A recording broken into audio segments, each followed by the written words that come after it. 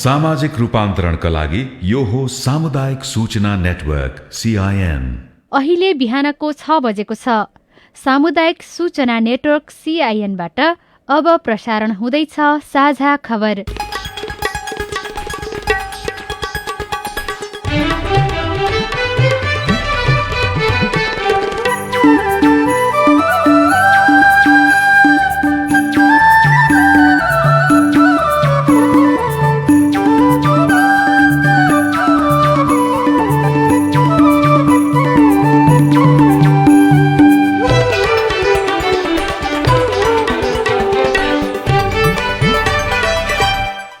प्रभात, यो CIN को साझा खबर हो। गीता चिमुरियासँगै गोविन्द खड्काको तपाईलाई स्वागत छ। सामुदायिक रेडियोबाट देशैभरि एकैसाथ प्रसारण भइरहेको साझा खबर CINखबर.com र मोबाइल एप CIN बाट पनि सुन्न सकिन्छ। आज 2077 साल कार्तिक 23 गते आइतबार नोभेम्बर 8 तारिक सन् 2020 नेपाल सम्वत 1140 कार्तिक कृष्ण पक्षको अष्टमी तिथि। आज विश्व रेडियोग्राफी दिवस। साझा खबरमा प्रमुख खबरका शीर्षकहरू। बलात्कार र यौन हिंसा विरुद्ध देशैभरि किशोरीहरूको प्रदर्शन। बलात्कार मुद्दामा ठगीदेखि कृत्यसम्म कानुन व्यवसायी नै संलग्न। बाल विवाह झन बढ्यो। नेकपा विवाद आरोप प्रत्यारोपमा दुई अध्यक्ष एकअर्कालाई पर्खिँदै दुवै पक्ष। महाधिवेशन सार्न काङ्ग्रेस नेताहरू सहमत। कोभिड अस्पतालमै संक्रमितको उपचार ठप्प। रेमडेसिभिर औषधिमा कालोबजारी। उपचारमा नयाँ नीतिको गृह कार्य गर्दै सरकार। अमेरिकी राष्ट्रपतिमा बाइडेन विजय। समर्थन र विरोधमा नाराबाजी। कमला ह्यारिस अमेरिकाकै पहिलो महिला उपराष्ट्रपति। र केनले सच्यायो खेलाडीको वर्गीकरण। इङ्ग्लिस प्रिमियर लिग फुटबलमा चेल्सीको जित। स्पेनिस ला लिगा फुटबलमा बार्सिलोना विजयी।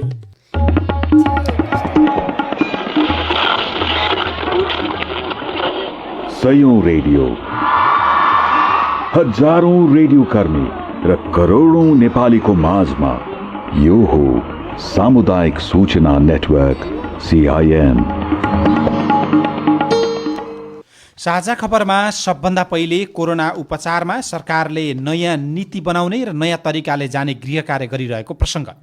नेपालमा कोरोना भाइरस संक्रमितको संख्या झण्डै 2 लाख नजिक पुग्न लागेपछि सरकारले कोरोना रोग रोकथाम, नियन्त्रण र उपचारका लागि नयाँ नीति लिन तयारी थालेको छ। त्यसका लागि गृह कार्य सुरु भएको पनि स्वास्थ्य तथा जनसङ्ख्या मन्त्रालयले जनाएको छ। सर्वोच्च अदालतले कोरोनाबाट संक्रमितको उपचार निशुल्क गर्न दिएको आदेश सहितका विषयमा छलफल गरी नयाँ रणनीति तय गर्ने उद्देश्यले उपप्रधानमन्त्री ईश्वर पोखरेलको संयोजकत्वमा गठित कोभिड-19 सङ्कट व्यवस्थापन केन्द्र CCMC को बैठक आज बस्न लागेको छ। काठमाडौँ उपत्यकाका मेयर फोरमका अध्यक्ष एवं काठमाडौँ महानगरपालिकाका प्रमुख विद्यासुन्दर साक्यका अनुसार उपप्रधानमन्त्री संयोजक रहेको CCMC को बैठक आज बस्दैछ। त्यसमा कोरोना सङ्कट व्यवस्थापनका विषयमा विस्तृत छलफल हुनेछ र सर्वोच्च अदालतले दिएको निर्देशनका विषयमा पनि छलफल हुनेछ। उहाँका अनुसार उपत्यकामा अहिले पनि आइसोलेसन खाली छन्, त्यसको समस्या छैन। यस विषयमा कस्तो रणनीति लिने भनेर सो बैठकमा छलफल हुने पनि मेयर साक्यले जानकारी दिनुभएको छ। उहाँले यस बैठकबाट कोरोना महामारीको सङ्कटलाई कसरी व्यवस्थापन गर्ने भनेर सरकारले नयाँ रणनीति ल्याउने पनि बताउनुभयो। हाल काठमाडौँ उपत्यकामा करिब 15,000 भन्दा बढी कोरोना संक्रमित घरमै बसिरहेका छन्। कोरोना संक्रमितहरूलाई उपचार गर्न असहज भएको छ। कोभिड अस्पतालमै संक्रमितको उपचार ठप्प देखिन्छ। कोभिड-19 को लक्षण देखिए पनि जटिल बाहेकका अन्य बिरामी उपचारबाटै वञ्चित हुने गरेका छन्। संघीय सरकारले सीमित वर्ग बाहेक निशुल्क उपचार बन्द गर्ने निर्णय गरे पनि लुम्बिनी प्रदेश सरकारले निशुल्क उपचार गर्दै आएको थियो। प्रदेशका कोभिड अस्पतालमा निशुल्क उपचार हुने गरे पनि सबै उपचार सेवा पाउन भने मुस्किल देखिन्छ। लुम्बिनी प्रादेशिक अस्पतालले सञ्चालन गरेको बुटोलको धागो कारखाना स्थित कोरोना अस्थायी अस्पतालमा साधारण बिरामीका लागि 36 शय्या छुट्याइएको छ, तर उपचार गर्न कठिन देखिन्छ। लुम्बिनी प्रदेशका 12 मध्ये रूपन्देही सबभन्दा बढी संक्रमित भएको जिल्ला हो। त्यसैगरी कपिलवस्तुको यशोदा गाउँपालिकामा गत वैशाख र जेठमा कोरोना संक्रमण उत्कर्षमा पुगेको थियो। अहिले त्यहाँ ट्रेसिङ र परीक्षण समेत ठप्प छ। कतिलाई संक्रमण भयो भन्ने अन्यल समेत देखिन्छ। समुदायमा कोरोना संक्रमण फैलिरहेका अवस्थामा उपचार पाउन नागरिकहरूलाई मुस्किल परेको उनीहरूले बताएका छन्। पछिल्लो 24 घण्टामा 2753 जनामा कोरोना संक्रमण पुष्टि भएको स्वास्थ्य तथा जनसङ्ख्या मन्त्रालयले जानकारी दिएको छ। यो हालसम्म नेपालमा संक्रमितको सङ्ख्या 1,91,636 पुगेको छ र 2 लाख नजिक पुगेको छ। 24 घण्टामा 2206 जना कोरोना संक्रमणबाट निको भएर फर्किएका छन्। यो सँगै निको हुनेको सङ्ख्या 1,55,114 पुगेको स्वास्थ्य मन्त्रालयले जानकारी दिएको छ। देशैभरि सक्रिय संक्रमितको सङ्ख्या हालसम्म 35,435 रहेको छ। मन्त्रालयका अनुसार हालसम्म PCR विधिबाट 15,27,266 जनाको परीक्षण गरिसकिएको छ। स्वास्थ्य तथा जनसङ्ख्या मन्त्रालयले हालसम्म देशभर 441 जना कोरोना संक्रमितको विभिन्न अस्पतालका आइसियु र भेन्टिलेटरमा उपचार भइरहेको जानकारी दिएको छ। आइसियु र भेन्टिलेटर अभाव देखिन्छ र कोरोना उपचारमा समेत औषधिमा कालोबजारी भएको देखिन्छ। 5,600 मा पाइने रेमडेसिभिर औषधिमा 4,000 समेतमा बिक्री भइरहेको र नागरिकहरू त्यसमा किन्न बाध्य भइरहेको उनीहरूले बताएका छन्। आफ्नो समूहमा आन्तरिक तयारी र छलफल गरिरहेका नेकपाका दुवै समूह पर्ख र हेरको रणनीतिमा प्रवेश गरेका छन्। सोमबार भोलिसम्म पर्ख र हेरको चरण बनाउने र त्यसपछि एकले अर्काको कदम हेरेर अगाडि बढ्ने उनीहरूको पछिल्लो योजना छ। दुवै पक्षले एकअर्काले पार्टी विभाजन गर्न खोजेको आरोप लगाएका छन्। तर सम्भावित दुर्घटनाको अपजस लिन नपरोस् भन्नेमा दुवै पक्ष सचेत देखिएका छन्। सचिवालयका बहुमत सदस्यको लिखित प्रस्तावलाई प्रधानमन्त्री एवं पार्टी अध्यक्ष केपी शर्मा ओलीले सिधै अस्वीकार गरेपछि नेकपा विवाद 48 घण्टा अर्थात् 2 दिनसम्म पर्ख र हेरको चरणमा प्रवेश गरेको हो। तर हिजो रातिसम्म कुनै पनि समूह पनि पछाडि हट्ने मनस्थितिमा देखिएको छैन। यो सँगै नेकपाको आन्तरिक विवाद निर्णायक चरणमा प्रवेश गरेको छ। अब कुनै पनि समूहले चाल्ने एउटा कदमले नेकपालाई भयानक सङ्कटमा लैजान सक्ने खतरा जीवितै रहेको विश्लेषण हुन थालेको छ। दुई अध्यक्षबीच बालुवाटारमा छलफल भयो, तर छलफलमा देखिएका कुराकानीले थप विवाद बढेको देखिन्छ। छलफलका क्रममा प्रधानमन्त्री तथा अध्यक्ष केपी शर्मा ओलीले भन्नुभयो, कार्यकारी अध्यक्ष मै हुँ, तपाईँ एकदम जालझेली हुनुहुँदो रहेछ, फटै कुरा गर्दै हिँड्नुहुँदो रहेछ, गुटका कुरा सुन्ने र त्यही लिएर मसँग कुरा बाँच्न आउने, यसरी त कतिन्जेल चल्छ। उहाँले प्रचण्डलाई प्रश्न गर्नुभएको थियो। जवाबमा प्रचण्डले भन्नुभएको थियो, म जाली हो भने तपाईँ महाजाली हो, महाफटा हो, जुम मिटिङ गर्दै तपाईँ हिँड्ने, स्थायी कमिटी बैठक तपाईँ नमान्ने, आफू खुसी निर्णय गर्दै हिँड्ने, अनि म कसरी गुटवादी भएँ, अब यो तरिकाले चल्दैन, उहाँले पनि भन्नुभएको थियो। तर पार्टी अध्यक्ष प्रधानमन्त्री केपी शर्मा ओलीले पार्टी कुनै पनि हालतमा नफुट्ने दाबी भने गर्नुभएको छ। नेकपाका दुई अध्यक्ष पार्टी फुट्ने कुरा कसले गर्यो, उहाँले उल्टै प्रश्न गर्नुभएको छ। हिजो एक विशेष टेलिभिजन अन्तर्वार्ता भन्दै आएको कुराकानीमा उहाँले भन्नुभएको छ, प्रधानमन्त्री तथा अध्यक्षका विषयमा कुनै पनि विवाद छैन, पार्टी आफ्नो ढङ्गले चलिरहेको छ, सरकारको काममा हस्तक्षेप भयो, यो ढङ्गले पार्टी र सरकार एक हिसाबले चल्न नसक्ने कुरामा अगाडि बढेको छ। अब आफूले थप छलफल अगाडि बढाउने पनि उहाँले बताउनु भएको छ। तर पार्टीबाट प्रधानमन्त्री पदबाट राजीनामा नदिने उहाँको अडान भने कायमै छ। तर त्यो मिलाउने ठाउँमा चाहिँ आपसी घृणा फैलाउने खालका सन्देश प्रवाहित गर्ने र त्यो आफ्नो स्वार्थका लागि त्यस्ता सन्देश प्रवाहित गर्ने कामहरू भएका छन् जो अनुचित हुन्। म यो पार्टी फुट्न दिन्न, यो पार्टी फुट्न नदिन, पार्टी जोगाउन, पार्टीलाई सफल बनाउन म क्रियाशील छु, क्रियाशील रहन्छु र सफल हुन्छु। उहाँले प्रधानमन्त्री पदबाट राजीनामा दिने र बाहिर राजीनामा माग्ने र पार्टीलाई सही ढङ्गले चल्न नदिने कुरा पनि गलत भएको अन्तर्वार्ताका क्रममा बताउनुभयो। म राजीनामा गर्दिनँ र सरकार परिवर्तन हुनेवाला छैन। मन्त्री परिषदको पुनर्गठन हुन सक्दछ, तर सरकारको नेतृत्व परिवर्तन हुँदैन, जसलाई सरकार परिवर्तन भनिन्छ। सरकार परिवर्तन हुनेवाला छैन, सरकारको नेतृत्व परिवर्तन हुनेवाला छैन। र अहिले तत्काल मन्त्री परिषदको पनि त्यस्तो पुनर्गठन आदिको सम्भावना तत्कालका लागि छैन। बैठक बस्ने हाम्रो तरिका के छ भने दुई अध्यक्षका बीचमा परामर्श हुन्छ र अध्यक्षहरूको परामर्शमा महासचिवले बैठक बोलाउने हो। एजेन्डाहरू तोकेर, प्रस्तावहरू तोकेर, कार्यसूची तयार गरेर यी निष्कर्षमा पुर्याउने भन्ने योजनाका साथ बैठक तोकिन्छ र बैठक गरिन्छ। कांग्रेस सहमहामन्त्री डाक्टर प्रकाश शरण महतले आगामी फागुनमा महाधिवेशन गर्न कठिन रहेको निष्कर्षमा पुगिएको र महाधिवेशन सार्ने विषयमा नेताहरू सहमत भएको जानकारी दिनुभएको छ। तर असन्तुष्ट पक्षको मागमा असहमति भने कायमै देखिएको छ। सभापति शेरबहादुर देउवाले गठन भइसकेका 20वटा विभाग विघटन नहुने जानकारी पार्टीका वरिष्ठ नेता रामचन्द्र पौडेल पक्षलाई गराउनु भएको छ। विवाद समाधानका लागि आफ्नै निवास बुढा नीलकण्ठमा चलिरहेको अनौपचारिक बैठकमा सभापति देउवा विभाग गठनको निर्णय सच्याउन तयार नदेखिनु भएको हो। विधान र पार्टी महाधिवेशनको आचार संहिता विपरीत विभाग गठन भएकाले खारेज गर्नुपर्ने अडान पौडेल पक्षले राख्दै आएको छ। आँखामा कालो पट्टी, मुखमा कालो मास्क अनि शरीरभरि कालै कपडा 25 जना लहरै बसेका छन्। अधिकांश महिला 2-3 जना पुरुष छेउमै उभिएर 2 जनाले धिमे बाजा बजाइरहेका छन् र सबैले एक नाच गाइरहेका छन्, बलात्कारी होस् त। शनिबार दिउँसो 3 बजे संघीय राजधानीको माइतीघर मण्डलामा देखिएको यो दृश्य हो। बलात्कार र यौन हिंसा विरुद्ध बुलन्द बनेको यो आवाज हिजो देश भरि नै घन्किएको थियो। सातै प्रदेशमा झण्डै 40 जिल्लामा बलात्कार विरुद्ध किशोरीहरूले प्रदर्शन गरिरहेका थिए।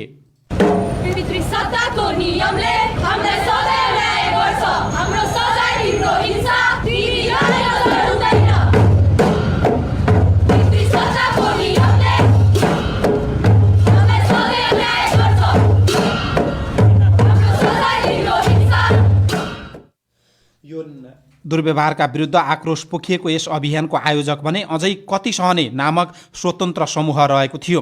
बलात्कार र यौन हिंसा विरुद्ध राजधानीसहित देशैभरि प्रदर्शन गरिरहेकाहरूले 6वटा माग राखेका छन्। जबरजस्ती करणीको जाहेरीका लागि हदम्याद हुन नहुने, कम सजायको प्रावधान हटाउनुपर्ने, जबरजस्ती करणीका कसुरदारलाई आम माफी दिन नहुने, पीडित 18 वर्षभन्दा मुनि छ भने कसुरदारलाई आजीवन कारावास र 18 वर्षभन्दा माथि छ भने कसुरदारलाई जन्म कैदको व्यवस्था हुनुपर्ने माग राखेर उनीहरूले प्ले कार्ड सहित प्रदर्शन गरेका थिए।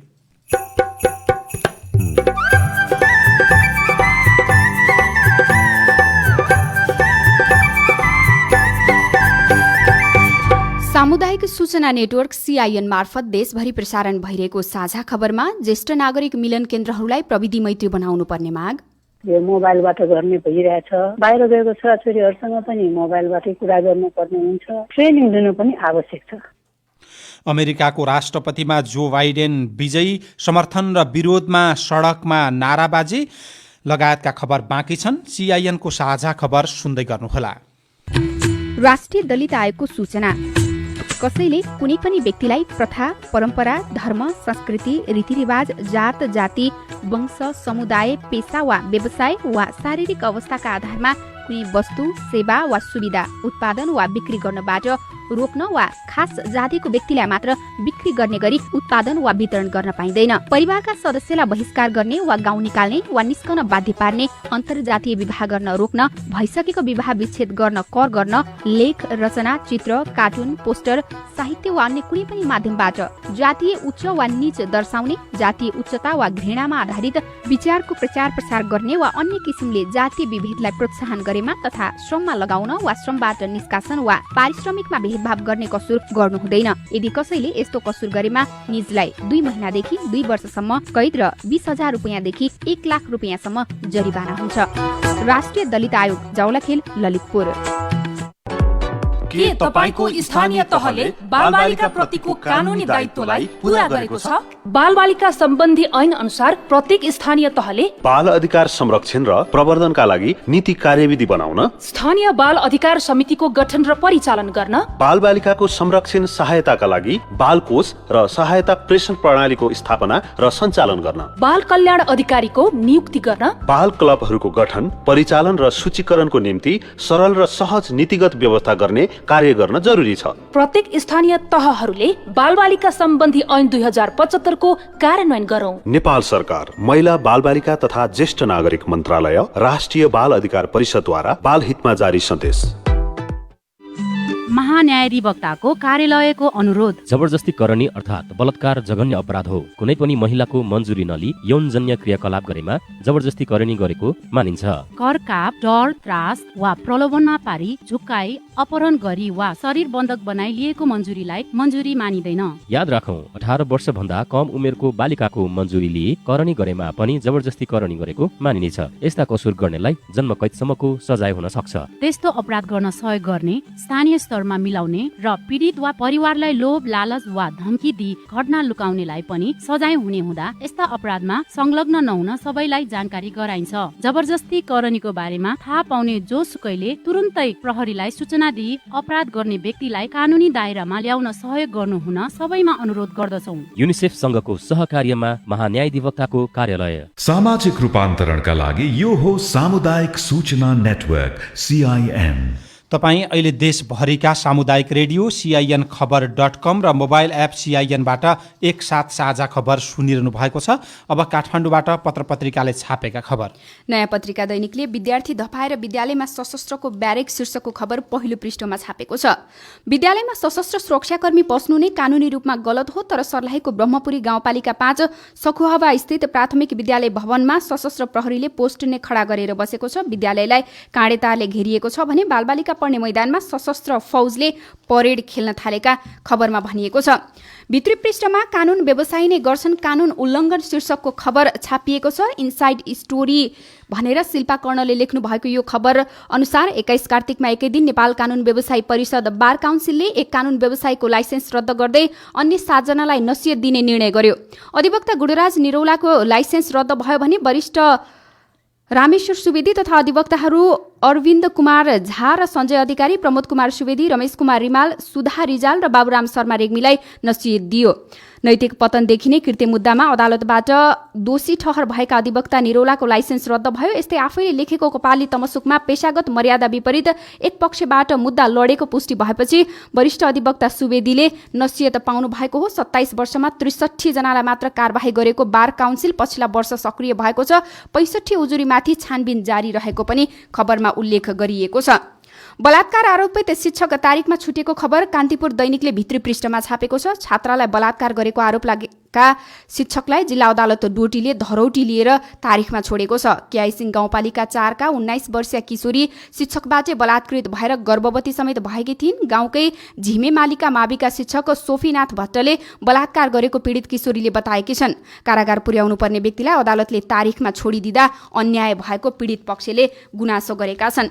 किन बढ्यो 81 जाडो? कान्तिपुर दैनिकले नै खबर छापेको छ त्यही पृष्ठमा। 3 दिन अघिसम्म न्यूनतम 13 डिग्रीको हाराहारी रहेको काठमाडौँको न्यूनतम तापक्रम हिजो 10 डिग्री रेकर्ड भयो। 81 तापक्रम गिरावट भएपछि सर्वसाधारणले चिसो बढेको महसुस गरेका छन्। अलिअलि गरेर तापक्रम घटेको भए हामीलाई एकैपटक चिसो बढेको महसुस हुने थिएन। जल तथा मौसम विज्ञान विभागका वरिष्ठ मौसमविद इन्दिरा कडेलले भन्नुभयो, एकैपटक तापक्रम घटेपछि चिसो बढेको अनुभव सबैले गरेका छन्। अन्नपूर्ण पोस्ट दैनिकमा नेपाली भूमि कसै विरुद्ध प्रयोग हुँदैन शीर्षकको खबर छ। प्रधान सेनापति पूर्णचन्द्र थापाले आफ्नो भूमि अरू कुनै पनि मुलुकको स्वार्थपूर्तिका लागि प्रयोग हुन नदिने सन्देश भारतीय समकक्षी मनोज मुकुन्द नरवणेलाई दिनुभएको छ। नेपाली सेनाको मानार्थ महारथीको दर्जनी चिन्ह ग्रहण गर्न आउनुभएका भारतीय स्थल सेना अध्यक्ष नरवणेलाई प्रधान सेनापति थापाले आफ्नो मुलुकको अखण्डता, सार्वभौमिकता रक्षाका लागि कसैसँग सम्झौता नगर्ने सन्देश दिनुभएको शम्भु कट्टेलले लेख्नु भएको खबरमा उल्लेख छ। प्रधानमन्त्री केपी शर्मा ओलीले पनि भारतसँग सम्बन्ध समधुर हुँदै गएको बताउनु भएको छ। प्रधानमन्त्री ओलीले भारतसँग सम्बन्ध समधुर हुँदै गएको बताउनु भएको हो। उहाँले आफू सम्बन्ध सुधारको पहलमा भर मगदुर लागि परेको सङ्केत समेत गर्नुभएको छ। पत्रिकाले विशेष अन्तर्वार्ताका क्रममा भन्दै उल्लेख गरेको छ, भारतसँगको सम्बन्ध समधुर हुँदै गयो भनेर मेरै पार्टीका केही मान्छेलाई अलि बढी त्रसित बनाएको छ। भारतीय गुप्तचर संस्था रका प्रमुख सामन्त प्रसाद गोयलको नेपाल भ्रमण र प्रधानमन्त्रीसँगको भेटलाई लिएर पार्टीभित्र र बाहिर टिका टिप्पणी भइरहेका बेला उहाँले त्यही भेटलाई सम्बन्धको एउटा खुड्किलोको रूपमा अर्थ्याउनु भएको पत्रिकामा लेखिएको छ। लुकीछिपी बालविवाह बढ्यो शीर्षकको खबर छ। कर्णाली प्रदेशमा औसत 52 प्रदेश बाल 52% बाल विवाह हुने गरेको छ। सबभन्दा धेरै बाल विवाह दैलेखमा हुने गर्छ। प्रदेशको सामाजिक विकास मन्त्रालयको तथ्याङ्क अनुसार दैलेखमा 70% बाल विवाह हुने गरेको छ। अहिले बाल विवाह हुनेको दर ह्वात्तै बढेको छ। कोरोना संक्रमण रोकथामका लागि गरिएको लकडाउनमा पनि बाल विवाह रोकिएको छैन। 1 वर्षका अवधिमा दैलेखमा मात्रै 900 भन्दा बढी बाल विवाह गरेका छन्। कैयौं बाल विवाह लुकी छिपी हुने गरेको हिक्मत बहादुर नेपालीले लेखेको खबरमा उल्लेख छ। साझा खबरमा अब हेलो सीआईएन सुनिल राजभारतबाट। मेरो नाम नेवालाल ठाकुर हो। सर्लाही मलङ्गवा नगरपालिका वार्ड नम्बर 12 नगरपालिकामा बजेट आउँछ। वडामा 1 करोड बजेट आउँछ प्रत्येक वर्ष। सदुपयोग गर्नलाई अध्यक्षले भन्छ मैले यो गरेछु ऊ गरेछु, त्यो मैले काम देखे छैन। अब त्यो बजेट पठाउने नगरपालिका प्रमुख हुनुहुन्छ, सदुपयोग गरेको हो कि होइन, वडामा हाम्रो यति बजेट गएको काम भएछ कि छैन त्यो हेर्न पनि आउँदैन। तपाईको गुनासो हामीले योजना अनुगमन समितिका संयोजक समेत रहनुभएका मलङ्गवा नगरपालिकाका उपप्रमुख शबनम मिकरानीलाई सुनाएका छौं। भन्दै के म तिनीहरु कसो पास गरे सबै बिल पास, त्यसैको त मैले खोजेर मैले तालाबन्दी गरेको छु त 4-5 दिन। सहयोग त मै छु, मलाई सहयोग भएर के काम? त्यो अधिकार बोर्डमा पास गरेर उनीहरु मेयरलाई दिएको छ। उपमेयरले आफूलाई नगर प्रमुख र कार्यकारी अधिकृतले अनुगमनमा जाने विषयमा समन्वय नगरेको गुनासो गरेपछि हामीले नगर प्रमुख निर्सल शाहसँग कुराकानी गरेका छौं। होइन, अनुगमनको जिम्मा उतै मेयरको छ, जानु पर्यो नि। मेयर कामको बेलामा गएर अनुगमन गरेर प्रतिवेदन वेतन त दिनु पर्यो नि अनुगमनको। तपाईहरुले उपमेयरलाई योजना अनुगमनमा पठाउनु भएन, सपोर्ट पनि गर्नु भएन भन्ने पनि गुनासो। होइन, पठाउनु पर्छ कसैले, त्यो अनुगमनमा जानु पर्यो। गाडीको भाडा दिएछु 60,000 महिनाको, डिजल दिएछु, छोराको नीति दिएछु, भन्सिया दिएछु, सबै सुविधा दिएछु नि। पवन सिंह घट्टे मुगर, परिवर्तन गाउँपालिका 5 रोल्पाबाट। म अपाङ्ग व्यक्ति हो। यसपालिकाले कुनै पनि सेवा सुविधा नदिएको कारण बालबच्चा र आफू जीवन निर्वाह गर्न गाह्रो भइरहेको छ मलाई। तपाईको गुनासो हामीले रोल्पाको परिवर्तन गाउँपालिकाका उपाध्यक्ष हितकुमारी बुढा मगरलाई सुनाएका छौं। तालिमको लागि जस्तै अपाङ्ग समन्वय समितिले एउटा तालिमको व्यवस्था गरेको थियो, त्यहाँ पनि सहभागी बनाएको हो। त्यसपछि निरन्तरता दिनु भएन। अनि पछि रोजगारीको सवालमा उहाँले गर्न सक्ने रोजगारीको अवस्था चाहिँ यहाँ त्यस्तो छैन, न्यून नै छ। पालिकाबाट पाउने कुरा जस्तै अपाङ्ग परिचय पत्र जो क्राइटेरिया छ त्यो अनुसारको सेवा सुविधा त पाउने कुरा नै भइहाल्यो। तपाईँ जुनसुकै बेला हाम्रो टेलिफोन नम्बर 0152606446 मा फोन गरेर आफ्ना प्रश्नहरू रेकर्ड गर्न सक्नुहुनेछ। अब विदेशका खबर। अमेरिकी राष्ट्रपति चुनावको प्रसङ्ग। डेमोक्रेटिक पार्टीका उम्मेद्वार जो बाइडेन अमेरिकी राष्ट्रपति बन्ने पक्का भएको छ। 77 वर्षका बाइडेनले गत मङ्गलबार भएको निर्वाचनमा रिपब्लिकन पार्टीका उम्मेद्वार डोनाल्ड ट्रम्पलाई पराजित गर्नुभएको हो। पूर्व उपराष्ट्रपति बाइडेन अमेरिकाको 46औं राष्ट्रपति भएर व्हाइट हाउसमा केही दिनमा प्रवेश गर्नुहुनेछ। डेमोक्रेट जो बाइडेनले अति महत्त्वपूर्ण मानिएको पेन्सिल्भानियामा जित हासिल गरेपछि उनको लागि व्हाइट हाउसको ढोका खुलेको हो। अमेरिकी सञ्चार माध्यमका अनुसार बाइडेनले अहिलेसम्म 290 इलेक्ट्रोल मत पाएका छन्। कुल 538 इलेक्ट्रोल मत मध्ये 270 ल्याउनेले निर्वाचन जित्ने प्रावधान छ। त्यसैगरी रिपब्लिकन पार्टीका उम्मेद्वार तथा वर्तमान राष्ट्रपति डोनाल्ड ट्रम्पको 214 इलेक्ट्रोल मत रहेको छ। 70 को दशकदेखि अमेरिकी राजनीतिमा सक्रिय रहेका बाइडेन अहिले 77 वर्षका भए। बाराक ओबामा राष्ट्रपति हुँदा 2 पटक उपराष्ट्रपति रहेका बाइडेनलाई अमेरिकी राजनीतिमा परिपक्व र विदेश मामलाका जानकार मानिन्छ। बाइडेनको जित निश्चित भएपछि उनका समर्थकहरू यति बेला अमेरिकाका विभिन्न शहरहरूमा खुसियाली मनाइरहेका छन्।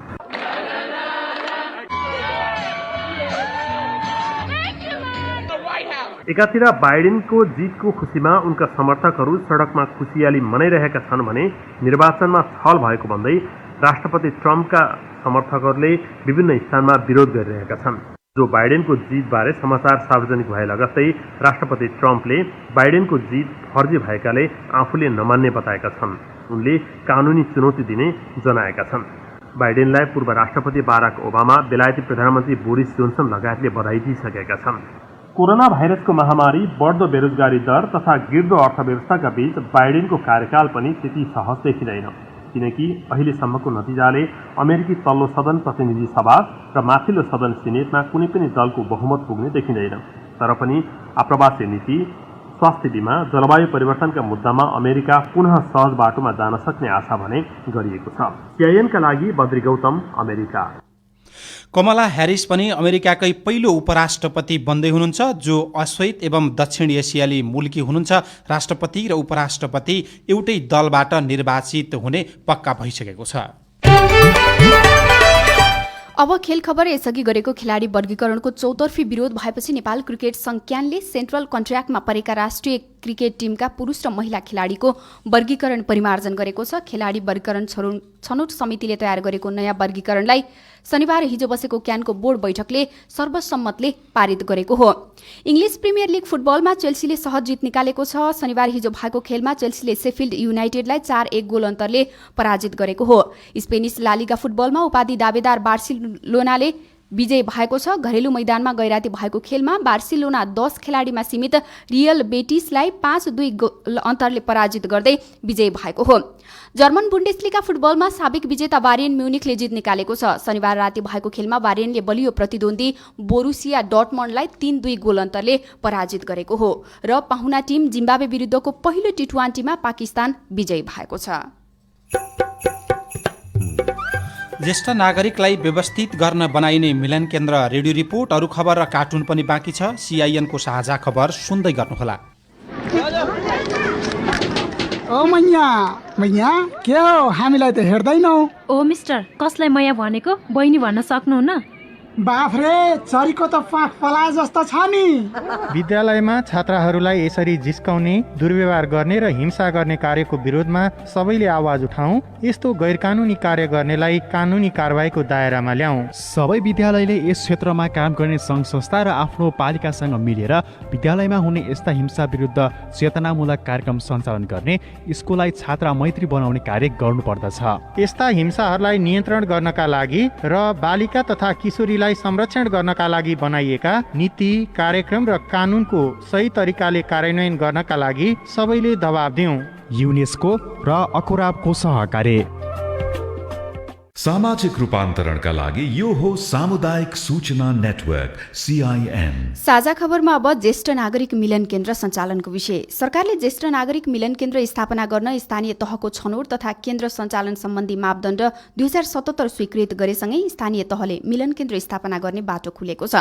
अब मिलन केन्द्र सञ्चालन गर्न चाहने स्थानीय तहले प्रदेश सरकारसँग साझेदारी गरेर सङ्घीय सरकारको स्वीकृतिमा सञ्चालन गर्न सक्नेछन्। मापदण्डमा दिउँसोको समयमा ज्येष्ठ नागरिकको भेटघाट गर्ने अवसर जुटाइदिनु, ज्येष्ठ नागरिकमा हुन सक्ने नैराश्यता तथा एक्लोपनको महसुसलाई कम गर्नु लगायतका उद्देश्य रहेका छन्। मन्त्रालयका ज्येष्ठ नागरिक संरक्षण शाखा प्रमुख शशिधर घिमिरे। बस्ने होइन, अब उहाँहरू घरमा बस्नुहुन्छ, आउने भेटघाट गर्ने, अब यसो भजन सजन गाउने, सत्सङ्ग गर्ने, छलफलहरू गर्ने, आफ्नो अनुभवहरू सेयर गर्ने। सङ्घीय सरकारले भर्खरै मापदण्ड ल्याए पनि कतिपय स्थानीय तह र प्रदेश सरकारले यसअघि नै मिलन केन्द्र स्थापना गरेर सञ्चालनमा ल्याइसकेका छन्। इलामको सूर्योदय नगरपालिकाले 2 वर्षदेखि केन्द्र स्थापना गरेर सञ्चालनमा ल्याएको नगर उपप्रमुख दुर्गादेवी भट्टराई बताउनुहुन्छ। मिलन केन्द्र बनाउने कुराहरूमा नि अलिकति सोच विचार कुराहरू बनाउनु पर्ने रहेछ। अब जब नसक्ने हुन्छ बिचरा हिँडेर त्यहाँ जानै सक्दैन, हेर्नु है, अब गाह्रो त्यो रहेछ। अनि अब यो ज्येष्ठ नागरिक मिलन केन्द्रहरू चाहिँ अलिक सहर बजारमाथि बढी उपयोगी हुन्छ कि जस्तो लागिरहेको छ क्या मलाई। स्थानीय तहले मिलन केन्द्रमा चकटी, कुर्सी, कार्पेट आदिको व्यवस्था गर्नुपर्ने, दिउँसोको खाजा र स्वच्छ खानेपानीको व्यवस्था मिलाउनुपर्ने, ज्येष्ठ नागरिकको आकस्मिक स्वास्थ्य उपचारका लागि आवश्यक औषधिको व्यवस्था गर्नुपर्ने हुन्छ। मिलन केन्द्रमा स्वास्थ्य सेवाको विषयलाई बढी प्राथमिकता दिनुपर्ने राष्ट्रिय ज्येष्ठ नागरिक महासङ्घका अध्यक्ष मदन दास श्रेष्ठको माग छ। कतिपय ज्येष्ठ नागरिक त सबै सक्रिय र सबै राम्रो अवस्थामा छन् भन्न पनि सकिँदैन नि। त्यो सेवा केन्द्रमा आउनेहरू त रोगहरू लागेको पनि आउनु सक्छ, तिनीहरूलाई पनि केयर गर्ने त्यो किसिमको एउटा हेल्थको चाहिँ त्यहाँ हुनु पर्यो र अब त्यसमा चाहिँ विज्ञ एउटा डाक्टर पनि हुनु पर्यो। त्यस्तो किसिमको चाहिँ भर राम्रो हुन्थ्यो। मापदण्ड अनुसार ज्येष्ठ नागरिकमा रहेको ज्ञान, सिप र अनुभवलाई पुस्ता हस्तान्तरण गर्ने जस्ता विषयमा प्रवचन अन्तर्क्रियात्मक कार्यक्रम सञ्चालन गर्ने र त्यसको अभिलेख पनि स्थानीय तहले राख्नुपर्ने छ। मिलन केन्द्रलाई प्रविधि मैत्री बनाउनु पर्ने एकजना ज्येष्ठ नागरिक निलम श्रेष्ठको भनाइ छ। उहाँहरू स्वरोजगार पनि हुनु पर्यो। अहिले आजकल टेक्नोलोजीको विषय पनि ब्याङ्किङ पनि यही भनौँ न यो मोबाइलबाट गर्ने भइरहेछ। बाहिर गएको छोराछोरीहरूसँग पनि मोबाइलबाटै कुरा गर्नुपर्ने हुन्छ। ट्रेनिङ दिनु पनि आवश्यक छ। ज्येष्ठ नागरिक मिलन केन्द्र क्रमशः सबै स्थानीय तहमा निर्माण तथा सञ्चालन गर्न सकिने भए पनि यस वर्ष भने प्रदेश सामाजिक विकास मन्त्रालयको छनौट तथा सिफारिसमा प्रत्येक प्रदेशबाट कम्तीमा 5वटा गरी 35 स्थानीय तहमा निर्माणका लागि साझेदारी गरिनेछ। केन्द्र निर्माणका लागि यस वर्ष प्रत्येक स्थानीय तहलाई लागत अनुमान हेरी मन्त्रालयबाट कम्तीमा 5 लाखदेखि बढीमा 10 लाख रुपैयाँसम्म साझेदारी गर्न सकिने बताइएको छ। सरकारी तथ्याङ्क अनुसार अहिले ज्येष्ठ नागरिक सामाजिक सुरक्षा भत्ता लिनेको संख्या 13 लाख रहेको छ। केशव भुल, CIN, काठमाडौँ। यो रिपोर्टसँगै हामी साझा खबरको अन्त्यमा आइपुगेका छौँ। सामुदायिक रेडियो प्रसारक सङ्घद्वारा सञ्चालित CIN को बिहान 6 बजेको साझा खबर सक्नुअघि मुख्य खबर फेरि एकपटक। बलात्कार र यौन हिंसा विरुद्ध देशैभरि किशोरीको प्रदर्शन। बलात्कार मुद्दामा ठगीदेखि कृत्यसम्म कानुन व्यवसायी नै संलग्न। बाल विवाह झन बढ्यो। नेकपा विवाद आरोप प्रत्यारोपमा दुई अध्यक्ष एक अर्कालाई पर्खिँदै दुवै पक्ष। महाधिवेशन सार्न काङ्ग्रेसका नेताहरू सहमत। कोभिड अस्पतालमै संक्रमितको उपचार ठप्प। उपचारमा नयाँ नीतिको गृह कार्य गर्दै सरकार। अचानक चिसो बढ्यो, सचेत रहन चिकित्सकहरूको आग्रह। अमेरिकी राष्ट्रपतिमा बाइडेन विजयी। समर्थन र विरोधमा नाराबाजी। कमला ह्यारिस अमेरिकाकै पहिलो महिला उपराष्ट्रपति। र इङ्ग्लिस प्रिमियर लिग फुटबलमा चेल्सीको जित। स्पेनिस लालिगा फुटबलमा बार्सिलोना विजय। साझा खबरको अन्त्यमा पालो आएको छ कार्टुनको। राजधानी दैनिकमा उत्तम नेपालले बनाएको कुरी शीर्षकको कार्टुन लिएका छौँ। यो कार्टुनमा नेकपाको विवाद र सचिवालयका 5 जना गएर प्रधानमन्त्रीलाई आफ्नो विरोधको पत्र बुझाएको प्रसङ्गसँग जोडेर व्यङ्ग्य गर्न खोजिएको छ। प्रधानमन्त्री जस्तै देखिने व्यक्ति हुनुहुन्छ र नजिकै कुर्सी अगाडिपट्टि 5 जना लहरै उभिएका छन्। उनीहरूले आफ्नो कुरा नसुनेको भन्दै घुर्की लगाइरहेको जस्तो देखाइएको छ। तल चाहिँ यस्तो लेखिएको छ, यत्रो हाछु गर्दा नि अझै नहच्क्या, सबैले खोक्दिउँ ख्याउ ख्याउ गर। हवस् त प्राविधिक साथी सुनिल राज भारतलाई धन्यवाद। अहिलेलाई गोविन्द खड्का र गीता चिमोरिया बिदा भयौँ। तपाईँको आजको दिन शुभ होस्। नमस्कार। यसपछि देशभरिका सामुदायिक रेडियोबाट यौनिकता शिक्षा केन्द्रित कार्यक्रम संवाद प्रसारण हुनेछ। सुन्ने प्रयास गर्नुहोला।